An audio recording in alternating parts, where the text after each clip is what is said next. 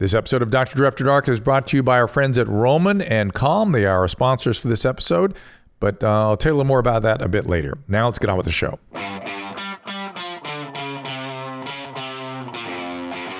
Hi, I'm Dr. Drew, and this is Dr. Drew After Dark. Please be advised that Dr. Drew After Dark may contain sexually oriented content and be unsuitable for young children. And welcome to another episode of Dr. Drew After Dark. See, I was ready for that.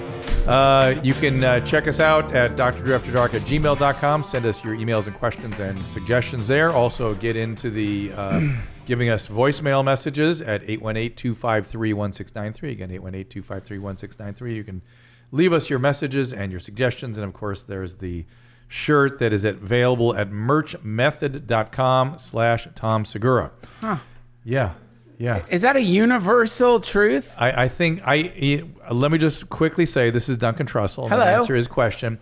I think that's a universal. Yeah, I think there are very few things that I could say that are just universally should nots, but prolapsing your anus is one of those things that I can say with pretty decent confidence. Universally, you should not prolapse your anus. Not that you can't or you must not, you should not. I could, I guess. No, well, we could arrange it, but no, you probably just couldn't will your inside out pink sock. You'd have to work on that. You'd have to work on it. It's like a yoga thing. I think somebody might have to work on you, and then you'd work on, it's bad. It's not good, Duncan. I heard, this is a story someone at my college would tell. What college was that? Warren Wilson College. Mm-hmm. Okay. And they do these trips to India. Sorry if I'm derailing it already. Not at all. Go. They do these trips to India, and I guess somebody saw a guy prolapse his anus and wash it out in the river. Were you there? How do you know this? This is that fucking common that you're like... because that's one of the... what the fuck? Because that's one of the great... I think it's an urban myth. Because I think the yogis claim they can do that, and maybe they can a little bit, but who the fuck would, even if they could? Well, it's not they prolapse it and wash it in the river. It's like apparently there was like they prolapse it and then people can hold on to it, like those foam things. So like so they're like a water weenie. He saved somebody who was like drowning. He prolapsed his anus and threw it out to him and like pulled in. Okay. Someone. I'm going to tell you one thing that's as certain as you shouldn't prolapse your anus. That did not happen. Because you know what happens when it prolapses even more than a couple inches? The blood supply gets cut off and it dies, and you go into septic shock. Oh. So that did not happen. Okay. But I love the story. I mean, you could say it didn't happen. That your colon is sticking out as far as what are those things called? Those water... Help me, gentlemen. They're called water. Those water weenies. Water lapses. No, water those prolapses. things you put those water Pool noodle?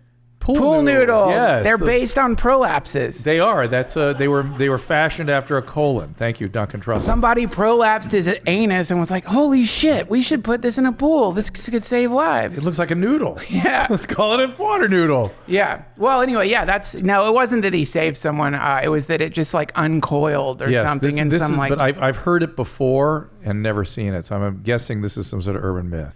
Well, I'm guessing, but I don't doubt that it's possible that they could do something, and people saw them do something. And went, oh my God, look what that guy's doing. I'm just saying that something is not worth your effort, even if you're a yogi. What about if you're saving someone? If somebody could, there's many.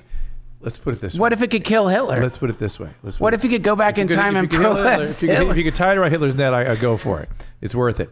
But in terms of saving somebody from drowning, yeah, I was a lifeguard. That was not one of the options they taught us. We had lots of good options. That was not one of them. Okay. So I agree that it's probably not possible, but Duncan, tell me about your podcast.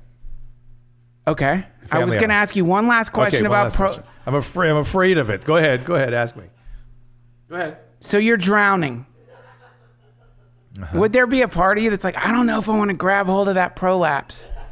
Or would you do it because your survival instincts are so strong that you're like, fuck it? You would, if you were really drowning, you wouldn't have that, I don't want to grab that guy's colon thought. You would just grab, because drowning people grab at everything. Right.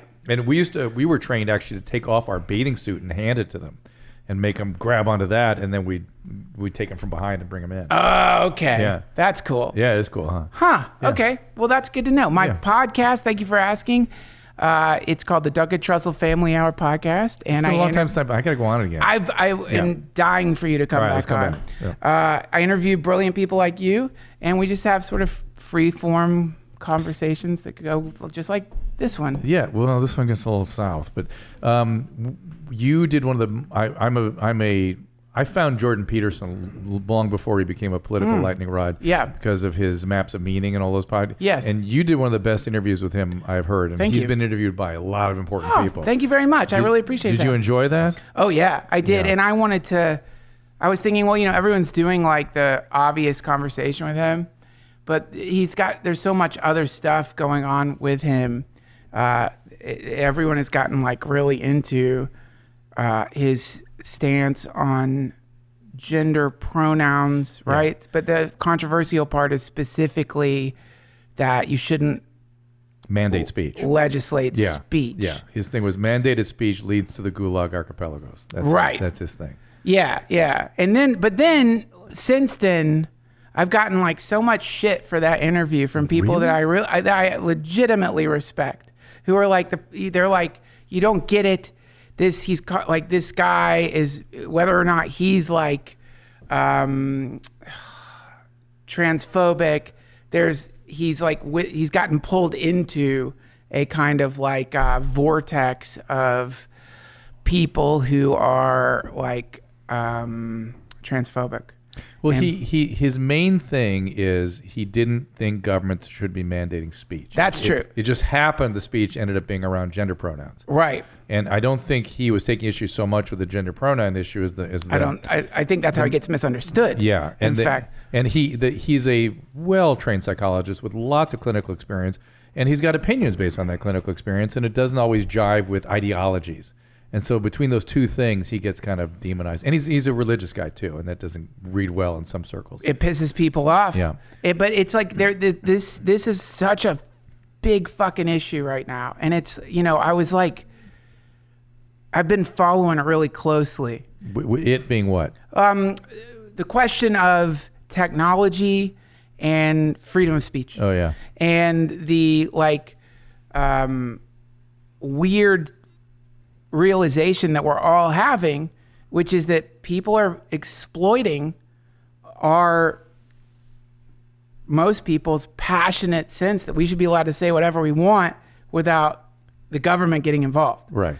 And that's a thing you can exploit, and it's fucked up because like you could take that and put it through the massive megaphone that the internet is.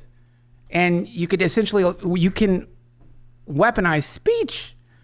You can intentionally seduce people who are teetering or confused or lonely or fucked up. I'm talking about specifically white supremacists. Mm-hmm. I just was listening to a great NPR breakdown of like, oh yeah, it's like a organized, focused. It's a cult. White supremacist. It's a cult. Yeah. Yeah, it's a fucking cult. Oh, you ever talked to anybody that's gotten out of it? They try to kill you if you leave it. Really? Yeah. No, I've talked to people who get out of it, and my question to this guy was, I've mentioned on this podcast before, was, okay, because his thing was compassion for these guys. They're sick, they're fucked up, they're full of hate, they had horrible things happen to them. And I go, if I was charged with treating one of these guys and he was motivated to get out, he was motivated to change, I could probably find compassion to him. But at a certain point, certain things, too late. They just got to be cut out like a cancer. Yeah. And certain stuff like pedophilia. Once you act out on a child, I'm sorry, that's it. You're done. We got to take you out. We got to get you out of the. You need to be removed. You're too much of a cancer in our done. system. And I feel like white supremacists are maybe that way too. I don't know. But I could feel compassion for them, but I don't know that's the right thing to deal with it. No. Yeah. Fuck that. Yeah. I mean, it's like we did that whole thing. And I'm someone who really, really wants to be more compassionate. I think compassion is like the answer. That's what's missing, yeah. Compassion does not mean letting things be. Letting people rampage through the world and intentionally hurting people for their photon reflectivity. Yeah. This shit's bullshit, man. So it's like, this is like the sick problem that we're facing on this planet right now, which is like, we have got to figure out a smart way to inoculate people who have low I don't know how you put it. Their fucking logic immune system is down. Yeah. They don't know how to fact check. They don't know how to look stuff up. A lot of that. Yeah. So all you need is someone like that. You get someone like that, and you could, it's what is it that Mark Twain said? Religion's what happened when the first con man met the first fool. All you need is a fucking fool. All you need is someone who's a little insecure, a little worried, doesn't have much to be proud of. And you're like, well, you're white. You're white. And then boom, if someone's like, really? You think that's really better than other? Oh yeah. Next thing you know, just you suck them in. Yeah. And now you've got like a problem, and we have to figure it out. I don't know what the answer is. Well, I'm gonna come into your podcast. We're gonna talk about this. I'm sorry. Because listen, I've been preoccupied with this a little bit too, because there's a difference between white supremacy and white supremacist. And white supremacy is something that I think everybody has got to examine in their own soul. Yeah. And this is what most of our friends that don't have the same photon reflectivity are complaining about, and we don't all pay attention to the way we should. And the white supreme pizza, which is just white cheese. That's no good. Well, now, because they ruined it. The fucking Nazis took the swastika, one of the coolest symbols of all time, from India. Pre-existing the goddamn Nazis by a long time. They took the Hitler mustache. Now they're taking fucking freedom of speech. Now they shit on everything.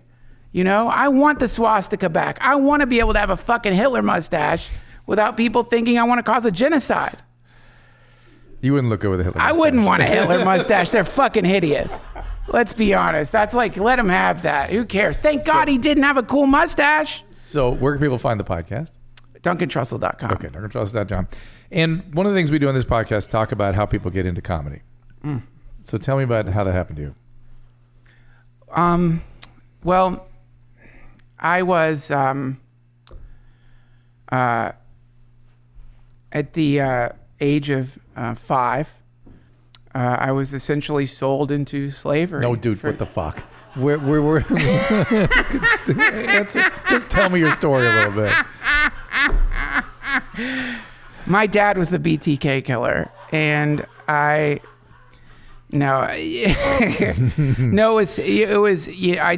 basically I walked in on my mom getting fucked by a kimono dragon. We're not leaving anything out here, are we? No, I mean, you said you want it all. But yeah, you don't get better after that. That fucking tongue licking, lapping at the tail. Is comedy all about being fucked up like that? Well, I mean, I think that we don't want it to be that, because we want, and that's beautiful, I think, because we don't want that to be you certainly don't want someone to think, oh, well, I don't have a super fucked up childhood, therefore I can't be an artist or something. Right. So I think there's a real beautiful idealistic sense of like, man, we don't have to like, hopefully we can get to a point where people don't feel like they have to like have gone through a lot of shit to be funny. Mm-hmm. But if you look at the history, as you know by now, of most comedians, they didn't have what you would call a typical childhood. And usually that, look at Richard Pryor, look at God, almost every single one of them had some weird shit. I've started to think about comedians almost like poets, or some poet meets rock star kind of thing. I mean, and poets all had fucked up. Dylan Thomas and, these guys all had just... Bukowski. Bukowski. They were not healthy people. I would argue the poets were... Back then they got away with more, to be fair. But they were not healthy. And rock star is the same thing. They were sort of seeking something by becoming a rock star. Sometimes I just think, well, who is healthy? There's not many. Yeah. In fact, personally, I don't think healthy people are interesting. I mean, Jesus, you're just going to say it? Yeah. I don't. Dr. Drew, healthy people aren't interesting. Not in the way, I'm not saying that they aren't fine and they aren't good and they're not great for them, for their own personal life. But in terms of us, the general public, wanting to watch them or look at them or hear from them, not that interesting. Come to my clinic. I'm going to make you fucking boring. You're going to be so healthy, you will not be funny. Well, think about drama. Just think about drama generally. What is drama? I mean, what did Shakespeare write about? Right. He wrote about fucked up people doing fucked up things. Yes. That's it. Yes. Fucked up relationships, fucked up people. Yes. That's it. Yeah. That's what we look at. That's what attracts us. What is a Real Housewives of fill in the blank? Yeah. Our eyes go to that. Well, it's like the reality of life is fucked up. It's like, I don't care how healthy you are. It doesn't matter if you fell out of your mother's perfumed vagina into scented water with dolphins and like actual living unicorns because your parents are connected to some alternate reality, and there were Dolphins have special meaning now when I hear you say it. Oh yeah. Well, some people get born in dolphin tubs and flower petals and all this stuff, but it's like regardless of your upbringing, and your parents were so in love and they showed you true harmony in the world, and regardless of all that, guess what? You're going to be laying in bed choking on your own fucking puke or having some seizure. You're just going to slump over in the grocery store. You know, you'll shit yourself, a big blast of diarrhea. And Christina. Yeah. This is the reality of being alive, is there's the certainty is old age, disease, and death. Yeah. And so maybe what we call healthy sometimes is of people who are ignoring that intentionally and subscribing to some kind of reality tunnel that everybody... Yeah, and with the case you're making is that everybody gets interesting eventually, or somehow. That's right. That if you come to terms with where we're at here, which is a very temporary incarnation in a very turbulent universe, it's a pretty fucked up place in general. By fucked up, I mean it's uncertain. It's uncertain. Insecurity should be a natural thing for people. We live in an insecure situation, which is you hear this is all in the news now, unfortunately, every week. These fucks are throwing bricks off of overpasses. Yeah. And they just smash in the windshield. You're driving, you're listening to fucking Beyonce, thinking, oh shit, I gotta pee. I wonder if I have time to get a coffee. Boom. And that's it. Yeah. Infinity. You're gone. Your fucking pulped head is splattering in the back seat all over the baby carrier. Your SUV veering into the, this is the world we're in. And so. Well, talk a little bit about how hallucinogens have helped you sort of open up your mind to different things. Just give you a little primer on your philosophy on that. Oh, hallucinogens? Yeah. Well, not to be like a psychedelic nerd, there's actually, like, some people say hallucinogen isn't necessarily the right word. It's like a blanket statement. Well, there's various, like, MDMA is an empathogen. Yeah. Hallucinogen, I think, is like datura would be considered a hallucinogen. It's the thing where you actually have true visual hallucinations. Like you see someone who comes and talks to you. Scopolamine, I think, is what that's called. But that's scopolamine. It's overdose scopolamine will do that. Right. Not scopolamine normal dose. Right. Not like a dinner dose of scopolamine. No, not your standard dose. Yeah. So I think that what's beautiful about psychedelics is that they can force you to confront your situation as it is, instead of the way you wish it were, or the way you've been trying to trick yourself into thinking it is. So if you're in a sort of rough spot in your life and you've been doing a lot of energy trying to ignore that rough spot, for some people that's like a relationship you're not supposed to be in. For some people it's a job you're not supposed to be in. For some people it's just a general sense of things going awry in your life. It will force you to confront that. For some people it's the fear of death. And so in that confrontation, we have the appearance of what a lot of people call a bad trip. And the better word, or the word they're using now, is a challenging trip. Okay. And what it is usually, I mean, for me, it's in the old days, it was a fear of death, a profoundly neurotic dread. Yeah. And a really sick obsession with my own extinction. And so anytime I would have a bad trip, there were skulls everywhere, hovering over a graveyard, watching a coffin go into the ground and dirt being thrown on top of it. And I could go on and on with very boring accounts of things my brain spit out as it was trying to show me, like, look at this. No, look, stop looking away from this. Look at this. Look, you're not going to be here forever. That's a beautiful truth. But if you're tripping at a Grateful Dead show and your top of your friend's car is turned into skulls, it's scary if no one has said, wait, well, everyone's going to turn into that. And you have a kid now. Yes, I do. Has that changed your outlook on death? Well, yeah, it has, in the sense that, well, I've had this just bizarre experience with dying people. My mom died, my dad died. I volunteered at a hospice for a while. I've been around. I'm very familiar with death. I know what it looks like. Yeah. I'm very familiar with it. And what is fascinating about finally, thank God, being around life and birth is it's the polar opposite of death. So when people are dying, you have hospice.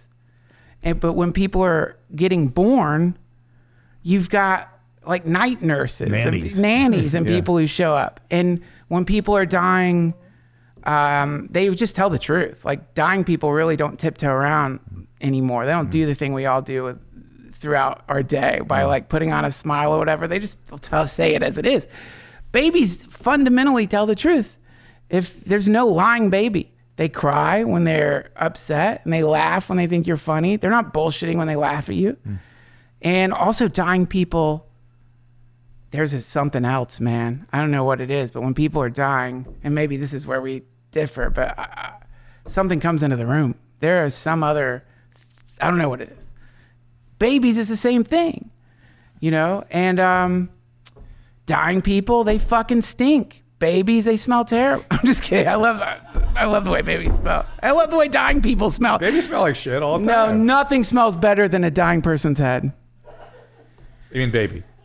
What? I mean babies. Both. All right. It's a really weird thing. The next time you're around someone dying, take a deep smell of their head. And Tolstoy wrote about something entering the room when somebody was dying. Yeah. He wrote about that. Yeah. It's real. He saw a lot of that stuff. Yeah. I mean, this is the stuff that I think gets left out of the conversation about death, is all the weird shit surrounding death. And how much of that is a projection, how much of that is, who knows, exhaustion, mirror neurons, who knows. But so being around my baby and seeing in my baby's face my dad or my mom, wow, that is so beautiful to think, oh my God, there is immortality. Well, what I find confusing when people go, well, if there's no God and there's no religion, what's the meaning of life? And I'm like, I'm perfectly fine. Just my responsibility is to pass these genes on, find a good partner with excellent genes, create a next generation with excellent genetic profile that I rear as carefully as possible so they can have another generation, and do my best to help them in whatever fashion I can to establish themselves. That's meaning enough for me. Right. I don't need more than that. You're saying you don't need some kind of mythological structure to support that. No. I'm passing my genes on. I'm doing a good job at it, making it effective, making it better than previous generations. Yeah. That's good. Good. Yeah. It's a heavy job. It's no bullshit. Yeah. It is no bullshit. Yeah. It's real. That's the other thing too, is like when you're around a dying person, that's real. Mm-hmm. And when you're on a baby, that's real. Like all your chips are on the table at that point. You can't really there's no fucking around. You guys gonna have another baby? What's that? You gonna do 2? Yeah, I think we are. It looks like that's real parenting. No rush. By the way, my cum is on ice, baby. Balls are on ice? Yeah, because when I got cancer, I had to freeze my jizz. Yes, explain this. Freezing jizz? What kind of cancer you had? Why'd you freeze Testicular cancer. Before you get your ball chopped off and the radiation, they're like, you got to freeze this jizz. You don't know. You might get irradiated and it's still good. The jizz? Yeah, the frozen jizz. They were like, it will taste exactly the same way. I'm like, give me a fucking break. I don't believe you. And they're like, that's what's so cool about the way they do it these days is when you go in to freeze your jizz, if you're like, listen, I'm a little skeptical that it's going to have that same briny, salty, thickness that the Trussel jizz is known for. Yeah. They will give you a sample of various frozen jizz. A sampler, a little jizz, the jizz sampler. Yeah, and they it's cubed. You get to melt it yourself. So there's, you don't, because like a lot in the old days before they were doing that, people thought, wait, you could have just jerked off in the back. Right. It could be anybody. Yeah. So, but it tastes identical. But they do make you freeze your jizz because when you get radiation, your balls might go down. Were you thinking about death then when you had testicular cancer? Or you just stayed confident you figured you'd get through it? Well, that's where life gets weird, because you realize your fear of death was that you used to have neurotically was based on zero experience with your own mortality and more of a just kind of like blanket uneasiness. Whereas when this shit happens and they're like walking with you to get your brain scanned to make sure that cancer hasn't gotten in your brain, and you do get the thing in the movie, I did at least, you know, the thing in the movies where your hearing gets weird. Wah, wah, wah, yeah. As your whole universe has to shift into like reality land, and so in that place you're like, you were experiencing like the reality of your own mortality, but it's different from your fear of death. It's somehow more manageable. Yes. Suddenly you're like, oh, I guess maybe I'll die. And in that case, it still sucks, but it's a little more manageable. I didn't say, okay, maybe I'll die. Like it was like fucking crazy. When you were having all the weird trips around death, was that before you were diagnosed? Mm-hmm. Long before? Oh my God, yeah. Long before. Long before. Yeah, long before. After the diagnosis, all that shit kind of, I went through radiation, and then I went through the years and years and years of a new kind of hypochondria, which I'm sure you're familiar with, which is every time you get a fucking cold, you're like, well, I guess the cancer's back. No, it's what I call waiting for the next shoe to drop. It's like, all right, what's next? Yeah. Because it's so traumatic when you break through that wall and you have a diagnosis like that. It's like, it can happen. Yeah. Here it comes. Yeah. When's the next one? That's it. Yeah. Yeah. And you also it's sort of a weird preparatory anxiety. You know what I mean? You're sort of preparing yourself because, hey, it's coming. That's it. I know it can come. It's coming for all of us, man. Yeah. It's coming for all of us. But I know that sounds like dismal to some people listening. It's the opposite of depression. That to me is depression is like, I don't know. It feels like connecting with your own mortality in a certain way can be very healthy. Remind me again where you grew up. I grew up all over, but I say North Carolina because that's where I went to high school. Why all over? Well, as I mentioned before, I was sold into slavery after what? Okay, I'm not going to do it. Okay. My dad moved around a bunch. I had a PTSD dad. Wonderful man, but he had PTSD from Vietnam, and he was self-medicating with alcohol. Oh. And so... Was he with your mom? Yeah. But he had, profound Vietnam PTSD. Is he still around or is he gone? No, he's gone. That's so sad that he had to deal with that. Well, God, I know, man. Especially the way they treat it. The Vietnam vets. Well, I mean, the way they treat PTSD to this day. I mean, hopefully the MDMA stuff, it looks really good. It's looking really good. Yeah. But now they just treat the symptoms mostly. There's therapy and stuff for it. There's therapy, but guys are resistant to it. The bottom line is they treat it much more systematically, much more seriously than back then, which is, hey, get your shit together, dude. Yeah. It's like, and by the way, spit on you for even going to Vietnam. Well, that's right. That's right. What's the matter with us? Yeah. I mean, well, we just have a real disconnect from that world. I mean, there's so many military families and there's so many people going through it right now, and they feel ashamed of even talking about it, and they don't know how to deal with it. I mean, this is like the real karma of a country that's been at war for 4% of its history, is that we have this plague of PTSD. And that does not happen in a vacuum. I still think we're dealing with the Civil War PTSD. I really do believe that. You mean epigenetics? However you characterize it, whether it's intergenerational transmission of the trauma or epigenetics, or it's with us and we don't even realize it. Yeah, that's right. I mean, all this shit where everyone's like toxic masculinity. Sometimes I think is that even masculinity, or are you reporting the symptoms of PTSD? Yeah. This kind of like when you see John Wayne, or that idea of like, that's what a man's like, that's actually more like what someone with fucking PTSD is like. That's right. Because they don't want to feel, and they get all tough, and they get all numb, and they act like they don't need help, and they get all fucking empty, and they get pissed off, and it's all because they get violent. And they get violent and drunk. Mm-hmm. And it's just a real difficult situation to be in, and they don't want to, a lot of times when you get sick, you're like, I'm sick. I don't feel good. When they get sick, they don't want to tell anybody. Is part of it. So it's a real fucking mess. And then when you add to it this like VA that doesn't take care of them. It tries, but it just can't. It can't. Yeah. But it needs to. It used to be worse, I'm telling you. I've seen it for a while there. I thought we were going to get it like in the early 2000s, like they were really doing a pretty good job. And then I think they just got overwhelmed. I don't know what the fuck happened, but I do know that it's bullshit, and I have no idea. I mean, it's like, I don't know it is. I can tell you for sure, having sort of been around it for 30, 40 years, it's way better than it used to be. Yeah, they're really trying. They weren't even trying before.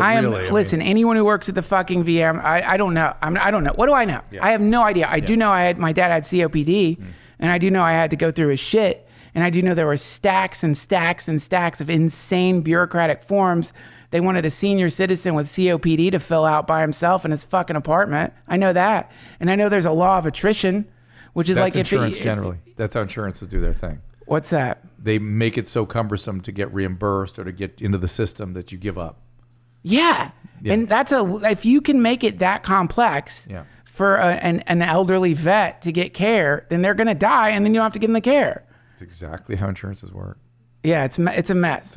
Yeah. It's a fucking mess. Boy, this is funny. I don't want to talk about this. Well, okay, let's talk about it. Is this you getting under my hood? You found it, okay? You got me. You and I had dinner with Pete Holmes the other night. It was one of the greatest fun dinner for me for a long time. It was a lot of fun, yeah. We got to hang out more. Yes, we do. And Pete's a great guy. He's going to come on the show soon, too. And did you go to his birthday party? No. He had a birthday party. Oh, yeah. No, we got the baby, man. I got the baby. I was so pissed I was out of town. I really wanted to go. Yeah, I didn't make it. Let's take a quick break and get some information from our sponsors. I want to tell you about Roman. Now, I don't know if you're like me, but I hate going to see the physician. I'm a bad patient. I'm a doctor, but I'm a bad patient. It was only because of my wife that I was diagnosed with prostate cancer. And I will tell you, almost every male patient I see, certainly particularly men that aren't too old and aren't too young, it's their female partners that bring them in. They usually don't come in willfully. Well, we don't like asking for directions. We don't like going to the doctor. And we certainly don't like talking about something embarrassing like erectile dysfunction. Well, studies show that 70% of guys who experience erectile dysfunction never get treatment. It's something very common as people get older. I mean, very common. My urologist always looked at me when I ask him, he goes, is this something really my prostate surgery? He goes, everyone gets this. It's not a big deal. Well, now Roman has created an easy way to get checked out by a physician and get treated online. This is technology, everybody. Roman is a one-stop shop where you can chat with a physician, a U.S. physician who can treat erectile dysfunction. It's safe, it's appropriate. They ship the medication right to your door. It's unmarked. With Roman, no waiting room, no awkward face-to-face encounters, and it's a simple problem. They do a proper assessment. Again, it's a physician assessment. Everything's handled discreetly online, and all you have to do is visit getroman.com/Dr. Drew. Again, it's GETROMAN, getroman.com/DREW. Oops, DRDREW. And you complete that online visit, chat with a physician, you get checked out. And erectile dysfunction is a problem that is common. You don't have to be embarrassed about. This is just easy access, easy solution.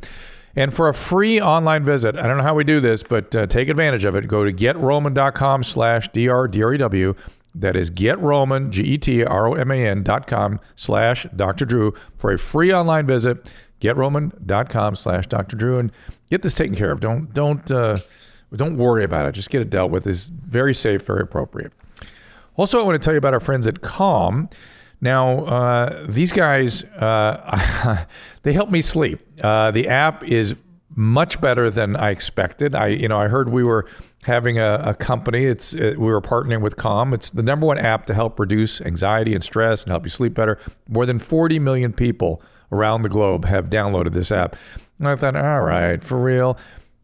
Impressive. I'm telling you, go to calm.com/DRDREW. You get 25% off the Calm premium subscription.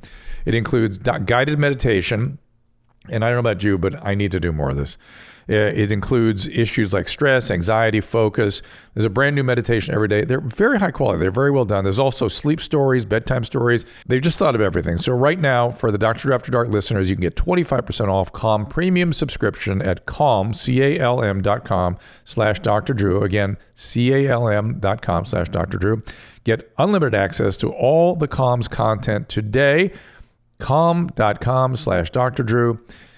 It's good. Mindfulness. It's good. Meditation. We all should do it. Get calm and stop stressing. Now let's get back to our show, Dr. Drew After Dark. So let's talk about comedy for a second. Okay. So I think of you as like philosopher poet rather than comedian. Is that a compliment? That's how I think of myself. Okay. But yet you are... I don't think of myself like that. Actually, wait, hold on. I think I'm a philosopher fucking well, I think poet. I think of you that way, but you're a comedian. Thank so you. How did you get into comedy? Okay. You want the real story? I don't want to hear about slavery again. Okay. So here's what happened. It's really like my life has been chaos, and I got into comedy through chaos. I left liberal arts school. I had inherited $10,000 from my grandmother, and I was like, this is going to last at least 2 years in LA. Then I'm serious. I was like, I could stretch this for a long time. So gasoline for 3 months. Oh my God, so dumb and just deeply stupid. And so I went. I'm like, I'm gonna move to Venice, and a cheap place like Venice, inexpensive. And you know why I wanted to move there? Why? Because I'd seen the Doors movie when I was like in high school or something, and I'm like, Jim Morrison lived there. It must be like just Beyond. Truly like the hippie paradise.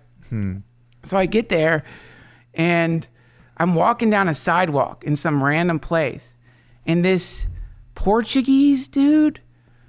How do you know it's Portuguese? Because I ended up like living next to his son. Okay. And he was like, we started talking. I'm like, yeah, I'm just looking for a place. He's like, I'm renting a place for $600 a month. Okay. And it was right by the beach. I'm like, this is fucking amazing. Insane. So I ended up, it was the day to move in, and I get there, and his kid is still living in the place I was going to, sleeping on a sleeping bag on the floor. Yeah. And his kid is like, do you mind if I sleep on the floor for a couple more days? Uh-oh. And I'm like, not at all. Because I just got out of liberal arts going, I don't care. Let's get some Carlo Rossi.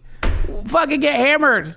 It's awesome. I got a friend. And so I'm hanging out with this guy. Portuguese son, dude. Yeah. And he ends up moving into the house right next to mine.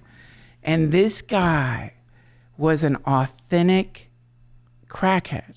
Like, not like people are like, deal. You're a crackhead. A real deal crackhead. He was into crack cocaine at the time. Yeah. And I can remember like... Just at the time? What's that? Just at the time? I've lost touch. Shocking. But I remember he would stack beer cans in front of the gate, and I'd come home and like knock the beer cans over, and he'd leap out like, right. I need the rent early this month. I'm like, why? He's like, for power. I'm like, all right, fine. But I remember he took me on this, like, he was like a really sweet guy, believe it or not, even though his friend, I remember I've never smoked crack, and I will never smoke crack. There's a few drugs I'll never touch. I'm never going to touch crack, never going to touch heroin. But I was watching his friends. Have you ever smoked crack? You asking me? Yeah. No. Oh, like if there's anything in nature telling you not to consume it, it's fucking crack. Yeah.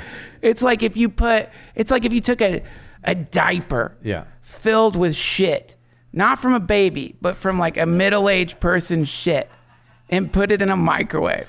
That's what crack smells like. And then put like methane on it. Put like a hydrocarbon on it. Plastic. Some kind of plastic. Yes, plastic. You just got to mix it. It's like that wonderful combination of burning plastic and like festering diarrhea. Like not just normal shit. I'm talking like you're like, oh shit, this is bad. I have to go to the doctor. Like this is bad. Yeah. So it's bad like diarrhea. Literally just telling you this. Don't do this. This is terrible. I think I'll inhale that. Yeah. You're like yeah. And I was watching his friend. I've never seen people smoke crack before. It like his friend takes a hit. His lips got all blue. Oh, yeah. And he looks at me and goes, if I have a heart attack, call 911. Yeah. So this was like one of the... This when you thought I got to go to comedy? What? This is when you thought I got to go to comedy? Comedy part's coming. Okay. This is where I'm telling you, man. Blue lips, I'm going to die. In Buddhism, this is one of the beautiful things in Buddhism. They say no mud, no lotus. And the combination is like a flower growing out of a garbage dump. And I'll get to the comedy part. This guy, his friend, the blue lips dude, at one point he's like, will you help me cop a rock?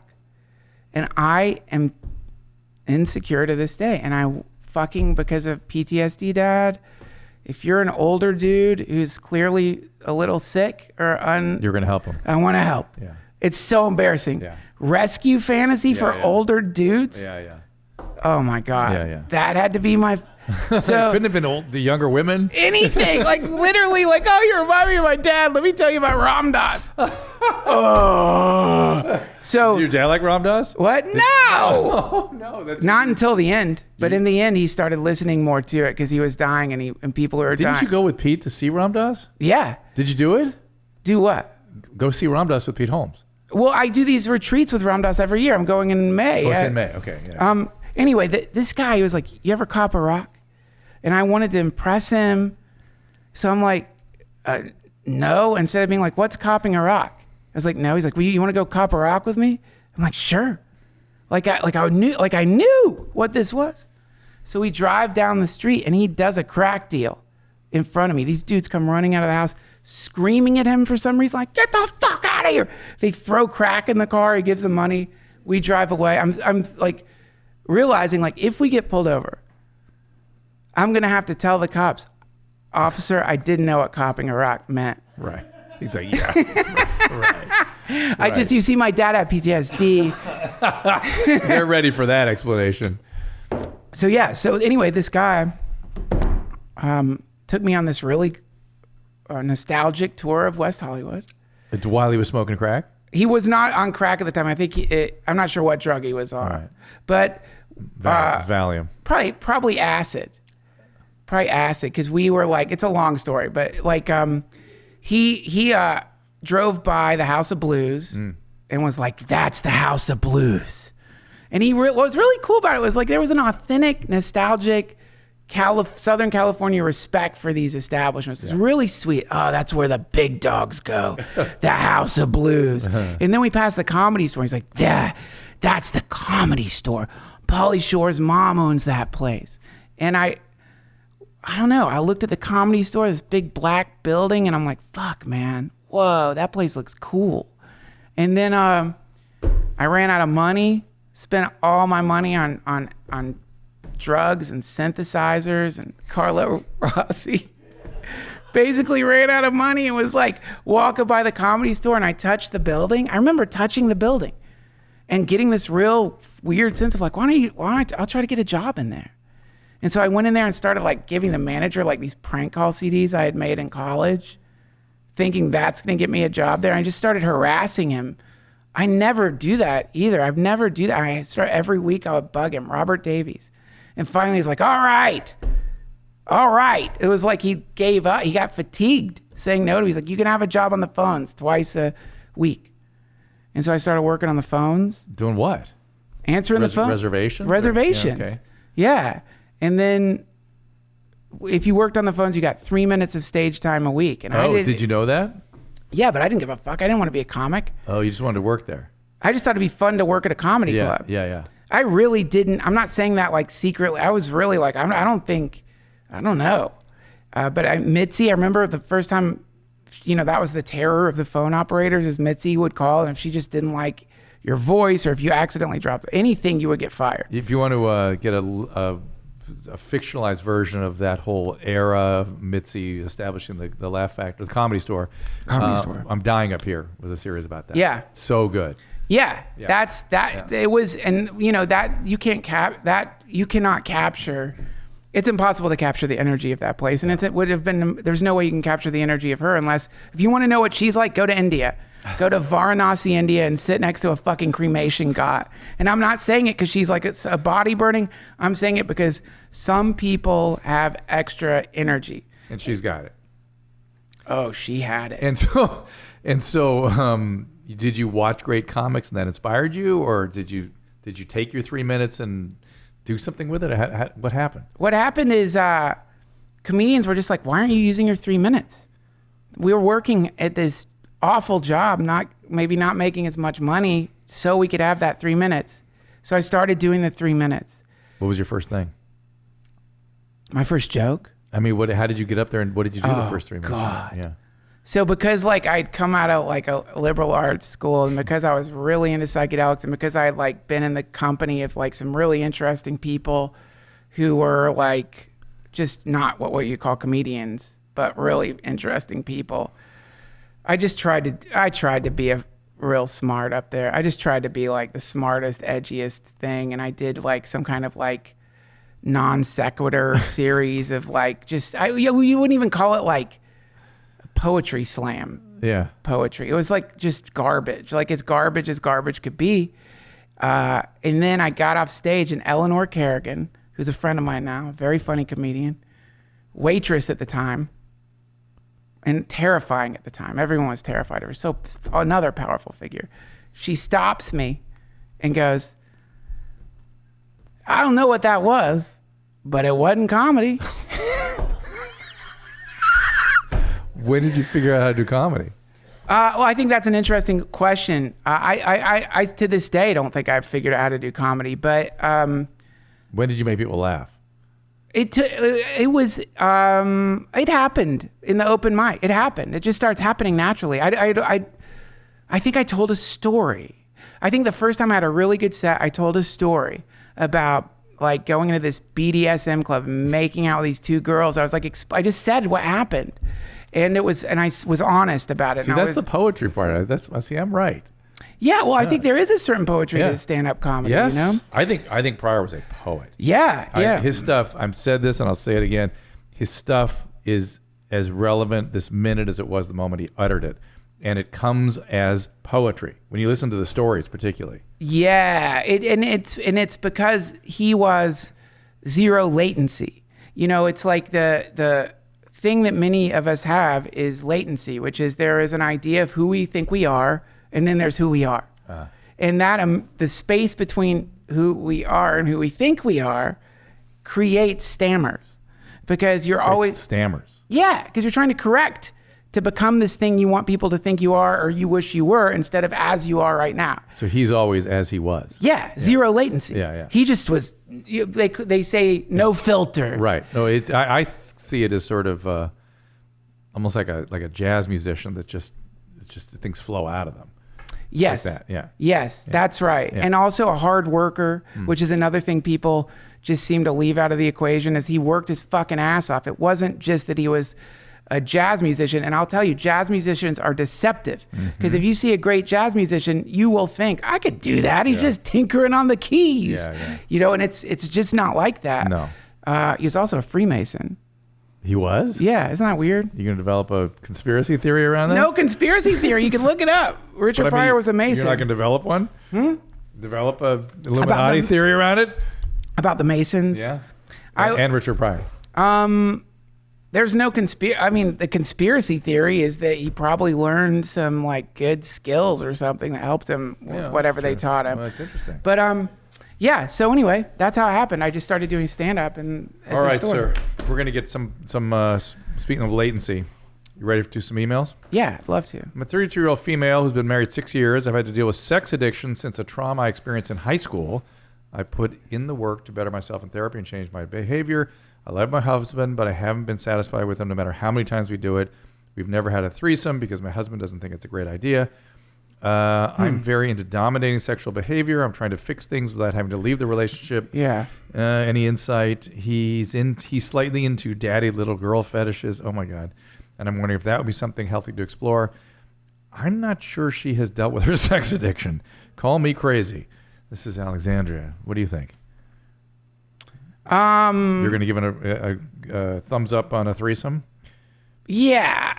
I'm going to do the threesome thumbs up. Okay. But that's an interesting sort of hang up, right? Like, why doesn't he like? Well, here's the thing. I'm reading between the lines here. I'm gonna predict she had a sexual trauma before the thing she experienced in high school, whether she's aware of it or not. Yeah. She has had some sex addiction treatment, but I can tell by the way she talks about it that the treatment has been nominal.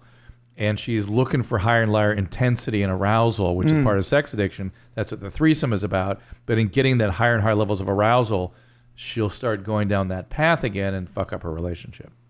Oh. See. God. Sorry. Bummer, man. There you go. That sucks. Yeah, I know. So wait, you're saying because someone has had a sex addiction, that sort of like makes it so they're not allowed to have a threesome? I'm not saying they're not allowed to. I'm saying that I smell trouble here. with this young lady. Say it though. Say you're not allowed to have a threesome. You, Duncan, are not allowed to have a threesome. No, say it to her. Oh, Alexandria, you're not allowed to have a But threesome. say it like her daddy.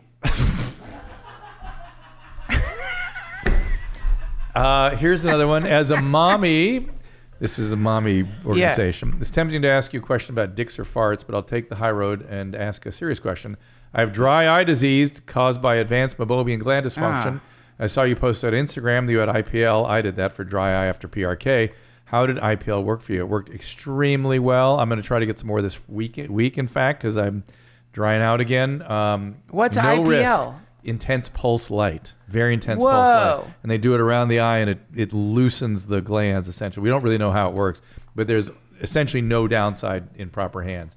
So get IPL if you have this. Dry eye is a horrible, horrible curse. It's not just dry eye during the day. It's like having razor blades for eyelids. Terrible. Can't you just drip?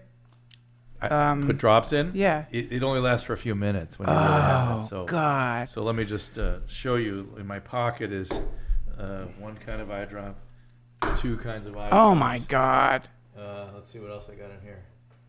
There's only two kinds of eye drops. Oh, no. There's a third one in here. 3 kinds of eye drops. Jesus, God. Look at those drops. Just to get me through the day. But the nights are the bad part. Oh, my God, man. It's a commitment. Dude. What about those drops that make your eyes, like, whiter? Is that bullshit? Have you seen that? No, yeah, the blue drops. Is that real? No, it's real, but I've been asking you. They're not approved in this country, and I can't figure out why not. I keep asking about it. Huh. Somebody didn't pay off the right person. Perhaps not. I thought I saw some at the drugstore. I was going to buy the blue stuff? Yeah. Ooh, maybe it's around now. I might be psycho. As of late, I feel like I've lost respect for human life. I find myself frequently thinking about ways to kill people for fun. Whoa. Oh, my God. Ways to get rid of the body. I think about... Josh, is this you? Josh, is this... ways to get rid of the body. I think about criminal activities a lot. I track armored cars around when I see them. What? I walk in residential... How do you track an armored... What does that even mean? You go around, follow them. I walk in residential neighborhoods at night and pay attention to human activity, empty houses, etc. I've never hurt anyone or stolen anything before, but lately I feel like I'm walking on a tightrope, that the slightest thing might push me over the edge. Should I bring this up to my physician? If so, how do I do so? Yes! Yeah, I would bring it up to somebody. Here's the horrible part. You don't know if this is just some sort of depression or unregulated aggression that he has, or if he has some underlying biological problem or he's a psychopath, right? And I have no way of knowing which this is. If this is just a guy that's feeling aggressive and having horrible fantasies, doctor can help quite a bit. But if he's a psychopath, I don't know. Wait, let's just talk about it for a second longer, though, because it's like, it's interesting. Like, for one, like, the thing is, like, whoever you are, you have to get help now. Yeah, you can't tiptoe around it. You have to get help now. 100%. Don't fuck around. As we were saying earlier, don't wait until it's too late when we have to deal with you through the legal system and God knows what. God help you at that point. God help us. Yeah. He wrote in to Dr. Drew After Dark and they brushed it off, and now what? It's like you gotta get help. Also, to me though, here's where these things are a little odd though. What are you saying? No, I'm just like, you're teetering on the edge of some horrific thing. Yeah, he's not saying he has a plan to do it. He's talking about fantasies about it. You're tracking armored cars? Whatever that means. Exactly. What does that fucking mean? What does that even mean? Like, your mind has gotten that. By the way, I am no judger of mental illness. My gyro goes off all the time, so I'm not judging you at all, my friend. I will tell you, I've been afraid of armored cars. I've been afraid of I've been so stoned, I've thought like postmen maybe are like bees. Sting you? No, just like they're like a hive. They're like, like some kind of scare. Like, oh God, like what if they have bee heads? I don't know what they're doing. Why are they looking at me? Why are they? Remember the data that's out lately about cannabis causing paranoid psychosis?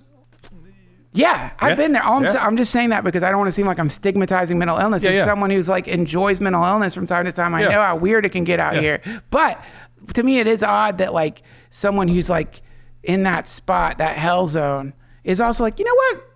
I'm going to send an email to Dr. Drew After Dark. Right, which is why I assume this is just some sort of he's in a bad, depressed place, having horrible fantasies. Yes. But you're absolutely correct. This should be taken completely seriously. He needs to talk to somebody before something horrible happens, just like as if you were suicidal or anything else. And you're not your thoughts. Homicidal fantasies are similar to suicidal fantasies. They're not okay. He doesn't have a plan. He doesn't, intend to do anything. But tell somebody before you get to that point. And you're like teetering on the brink of true wisdom. It's just like anytime you're like losing your mind a little bit, you're actually, if you get the right kind of help, it's always an opening experience where you realize like, here's how you actually rob armored cars, like you don't follow them around. You have to get a job at Brinks. I'm going to leave this next one until maybe next show. I'm afraid of what you might say to it. What is it? What? You can't do that? Yes, I can. What is Let's it? take a voice message. You'll like that. We'll do a voice message. Hi, Dr. Drew. This is Elena from South Dakota. I would like to know why sometimes I go partially deaf after an orgasm. Love the show. Hope you can help me out. That happens. Thank you. People get the dog at the end. I like that. Oh, that's cool. Yeah. People can pass out. People can get sudden loss of hearing. That's just something that happens. People get headaches after sex. Wow. And it doesn't mean there's anything necessarily wrong. Sometimes when people pass out, you have to get them evaluated from a cardiac standpoint because they can have cardiac rhythm problems that are sort of coming out because of the autonomic response of sex. But the hearing thing is not that big a deal. Wouldn't worry about that. Wow. Do people who lose their hearing after an orgasm have more powerful orgasms? If you want to tell yourself that.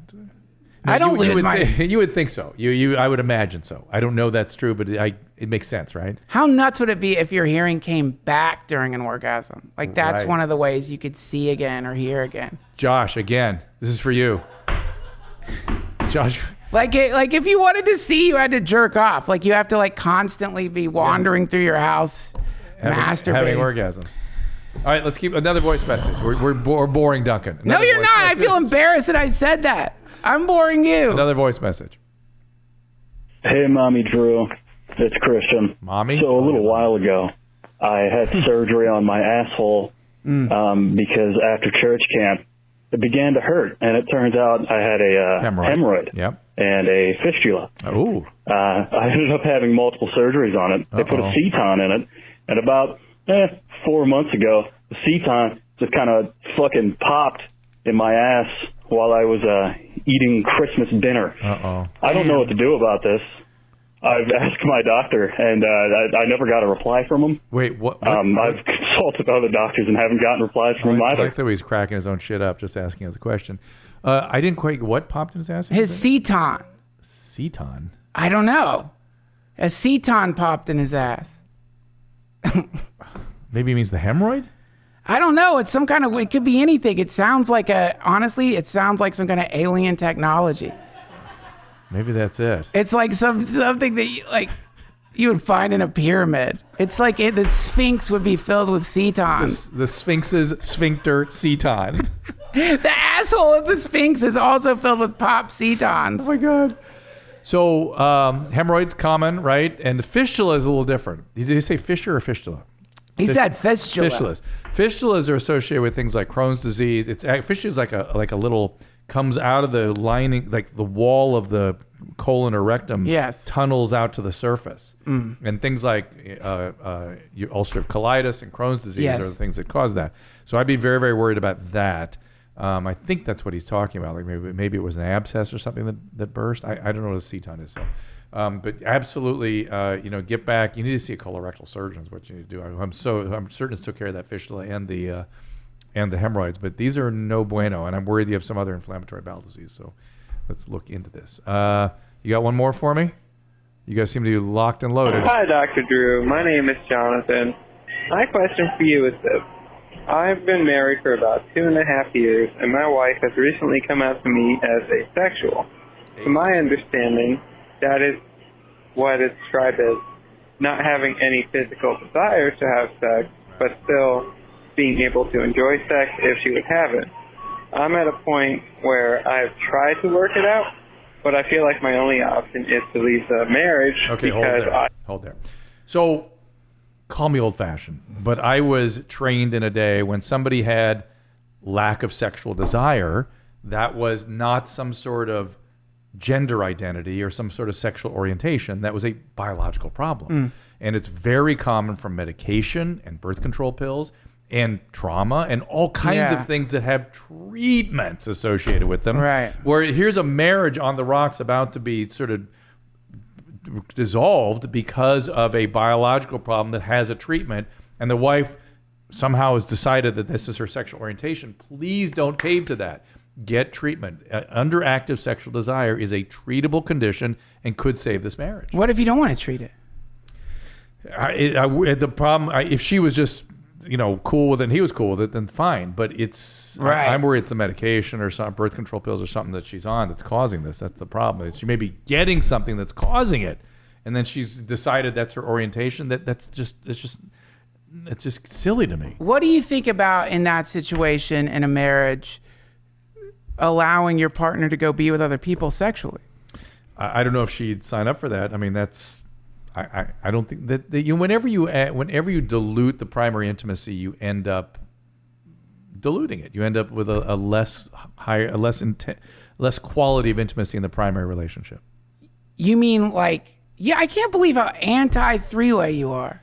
I'm not anti-three-way out in the world, but in terms of trying to have a. I'll still send you my invite. No, then. but listen. But in terms of, I'm in 2 girls, not 2 guys. I'm sorry. I like you a lot, Duncan. Loosen up, baby. I like you a lot, Duncan, but not that way. It's loosen up, man. We gotta loosen you up. I know that. Get those eyes wet again, baby. I gotta get your eyes wet. But let me just tell you that it's hard. There are armies of people trying to help people have a relationship where 2 people are involved. Armies of therapists and people like that, and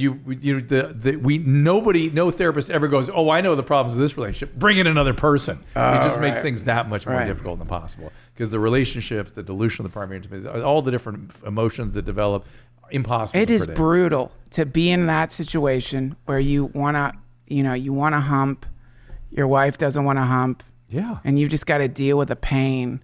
You're like on your phone in the bathroom looking up God knows what, blasting out. You know what I'm saying? I know what you're saying. Let's go to some of the video clips. Oh, shit. I'm scared of this one, Yeah, you man. should be, man. You should be. This is intense. Yeah, so Drew, you personally requested for this one. Okay, hold on. I got to get something to drink first. Sure. Oh, wow. Yeah, this is intense. Here we go. I got to make sure that, this one. I requested this? Yeah. You sure I requested it? This was, you asked what the piss on me, beat me thing was from the previous episode, and this is the origin right here from your mom's house episode. Well, I recognize this gentleman, this cool dude.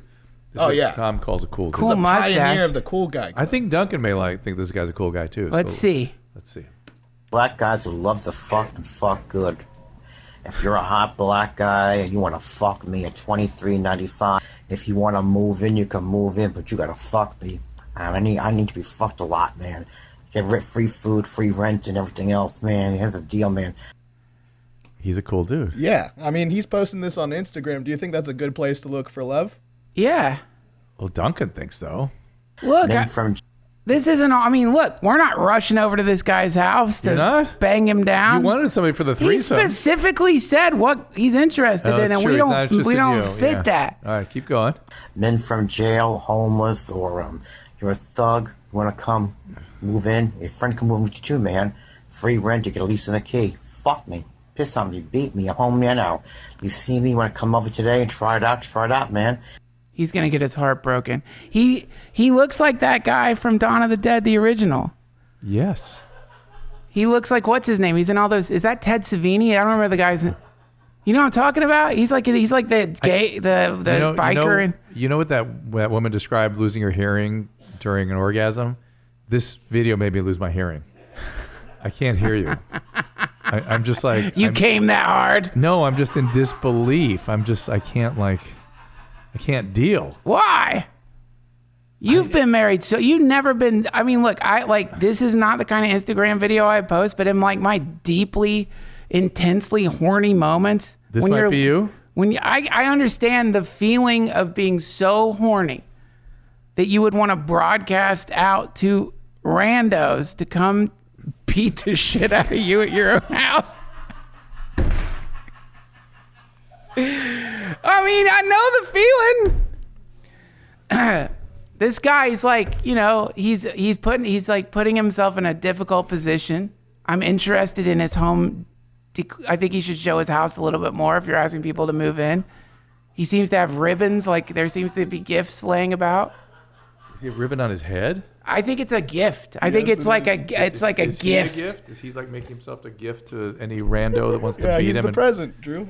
He's the present. Is there any part of this video where we get to see the? I'm imagining like bamboo and tiki theme around him. Yeah, somehow. I'm getting that feeling too. I don't know why. I think that's etched painted mirror in the background there. Yeah. Is there anywhere we can get some more?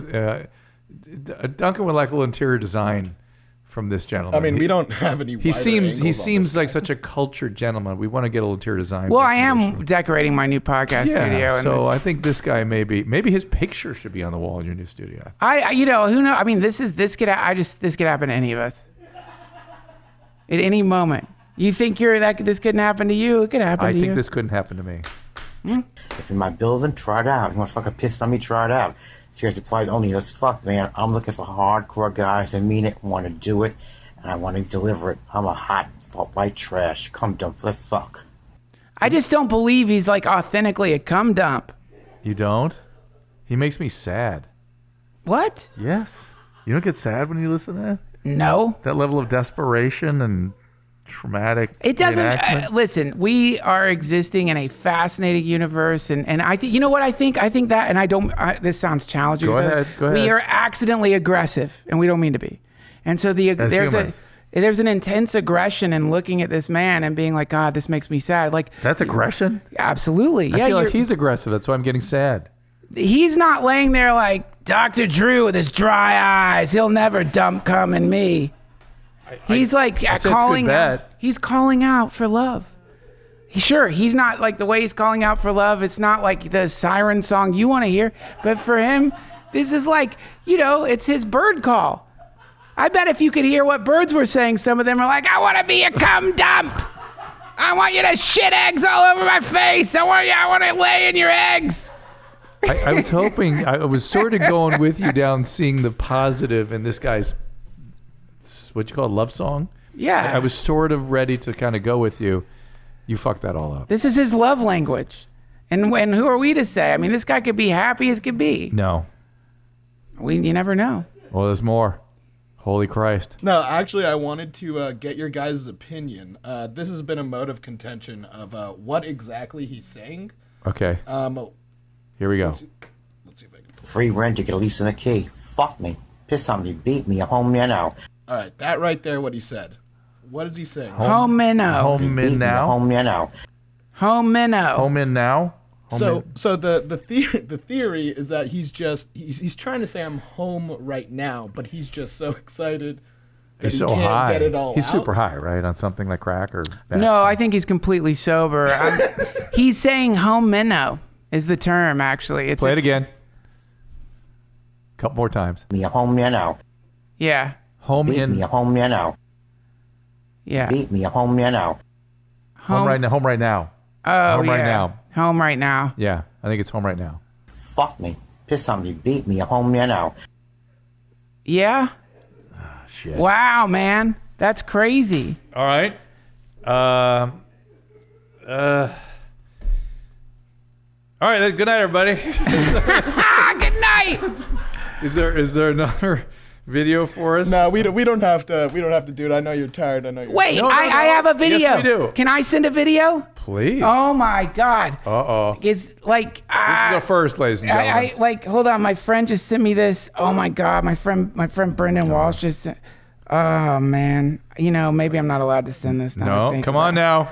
Can I? I'll just. You know what? Can wanna I? I airdrop could it to just. me? Yeah, I'm gonna airdrop it. I'm sorry, you guys. I think all right. this is They can okay. tighten this up in post. I hope this is okay.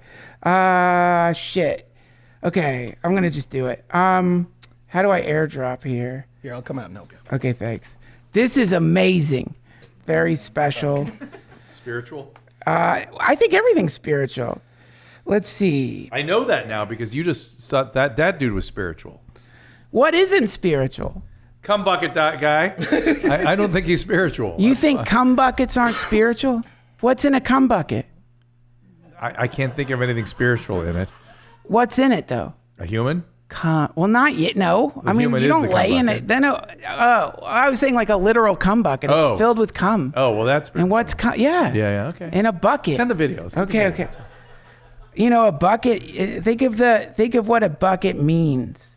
You know, it has to for a bucket to contain. It has to be empty to contain cum.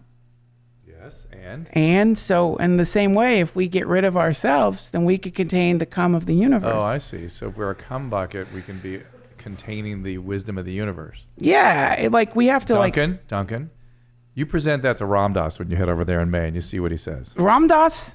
Yes.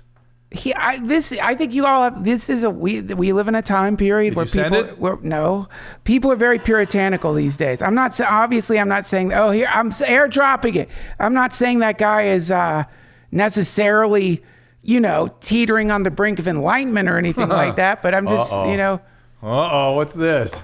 I hope this is okay. Honest to God, is this live? Right? Are we live? No, we're not. We're not live. Let me just make sure. Okay. Here we go. We'll cut it out if we can't show. All right. Still driving to get my cock sucked, only a few minutes up the road. He used to clean our house and I used to suck him off, go into the bathroom, close the door and suck him off while my wife Liz was in the other room. My cock is hard now at the thought. It's also hard that telling you this.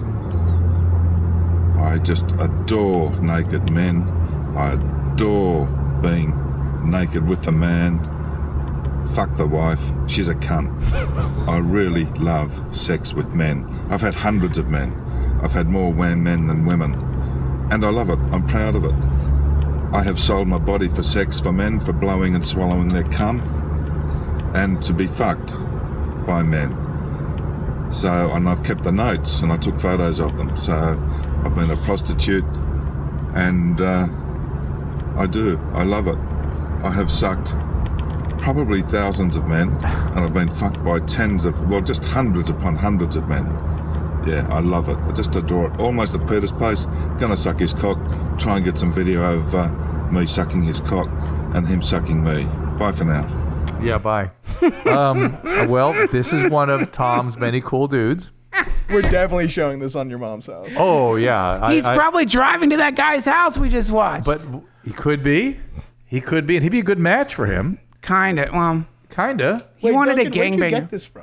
My friend Brendan Walsh sent it to me, so just let me get permit. I don't know what this where it came from. I mean, this file name looks like it came straight out of someone's phone. Yeah, so I don't know that's why I have to figure out. I don't know the origination point of this. But let me just say, I'm so proud we get to send stuff to your mom's house. We've created original material now on Dr. After Dark for your mom's house, and that's a first, Duncan. Thank you for that. I will find out where that came from. Just do me a favor. Please don't, just because I don't know for sure. I don't want to get anyone in trouble. No, for sure. And if you do use it, will you credit Brendan Walsh, please? Yep. Now, see, maybe now, is that spiritual? What? This dude? Everything is spiritual. Okay. So I thought you'd say that.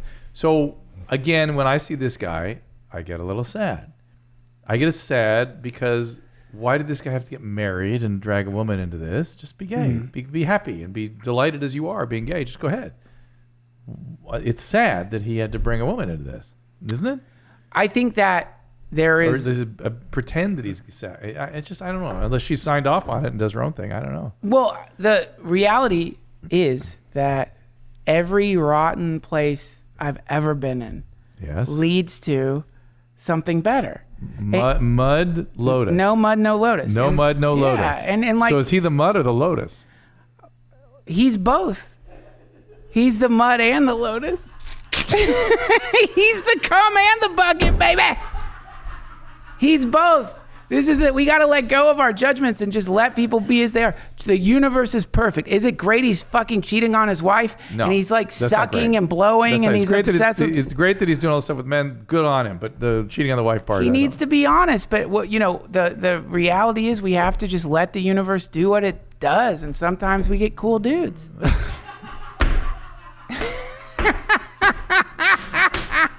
I guess my problem is, as a clinician, I see this stuff and I see how things could be better. Well, but they're not. I know. They are. And so I get sad when people hurt each other. We have to be, the first step is that we have to find the compassion for these cum buckets. And then after that, we will I don't know. My feeling with people like this is like, are they as happy as they could be? No. Are they harvesting potentially really rotten karma? Absolutely. Does it make me sad? Not at all. Not in the slightest at all. Not the slightest. No way. So is it weird that I get sad when I see that? No, I think it's fine if you're legitimately getting sad. If like you really feel that's beautiful. There's a sense there that there's a feeling underneath that though that you should go into. Which is desire. Desire. So I want to be with that guy, or with the threesome that you're setting up for me. The reality is, underneath it all is just, on one level, have you ever heard role versus soul, that term? No. So I would argue more likely than desire, it's more like fear of death is more like for you. Yeah, more likely to be under in terms of base feelings. I think it's more that. Can I tell you something terrifying? Yeah. They say in the Bardo, you see the things you're afraid of. You see the things you're when afraid you die, you're going to see this guy. I'm not afraid of him. He saddens me. He saddens. I was a little bit afraid of the other guy. I'm not. The other guy scared me. I don't mean to seem callous. I think compassion is really good. Yeah. But usually, compassion as it is interesting in that it's like finding a place to be cool with you as you are, and then if you can pull that off, sometimes you can actually be compassionate enough that when you see a person who's demonstrating what you would call irresponsible or potentially damaging behavior that could lead down a slippery slope of cum, just a slippery slope of cum all the way down. But you if you can find a way to look at that and maybe allow the sadness, but then also allow for this kind of spaciousness to let that being express himself as he is right there, you never know what can happen when you're around these people. And in that moment, you just don't know. That's the answer. Because if they sense you're sad, they're going to get hard as a fucking rock. You're scaring me now.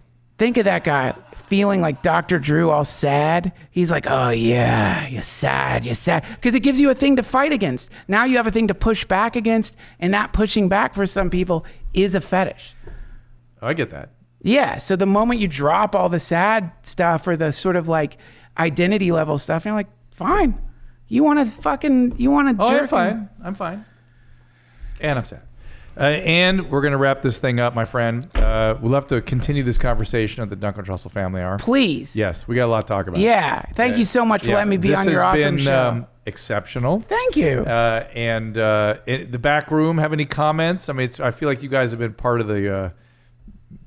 Not just great job, boys. This is a great show. Oh, thank you. Yes. All right. So where can people find you again?